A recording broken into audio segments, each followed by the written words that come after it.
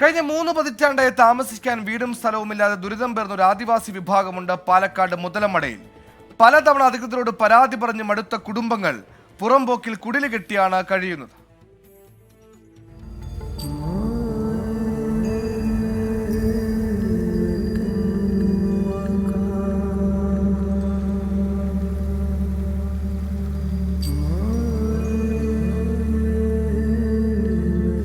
മുതലമട പഞ്ചായത്തിലെ ചുള്ളിയാർ ഡാം, കിണ്ണത്തുമുക്ക്, വെള്ളാരൻകടവ്, നരിപ്പാറ, ചള്ളമ്പതി, ചുടുകാട്ടുവാര, കൊട്ടപ്പള്ളം, മുച്ചക്കുണ്ട്, കരടിക്കുന്ന് എന്നിവിടങ്ങളിലായി 200ഓളം ആദിവാസി കുടുംബങ്ങളാണ് ഇങ്ങനെ ഭൂമിയോ വീടോ ഇല്ലാതെ പുറംപോക്കിൽ കുടിൽ കെട്ടി താമസിക്കുന്നത്.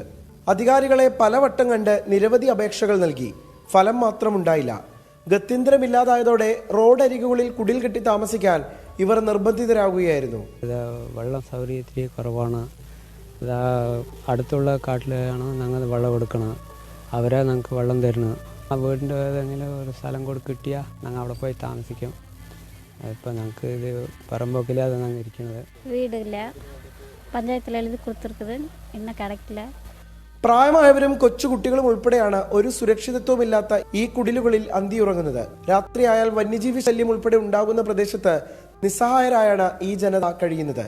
തെരഞ്ഞെടുപ്പ് കാലത്ത് വോട്ട് അഭ്യർത്ഥിച്ചെത്തുന്ന സ്ഥാനാർത്ഥികളെ പിന്നീട് ഇങ്ങോട്ട് കാണാറേയില്ലെന്നും ഊരുനിവാസികൾ പറയുന്നു. 24 പാലക്കാട്.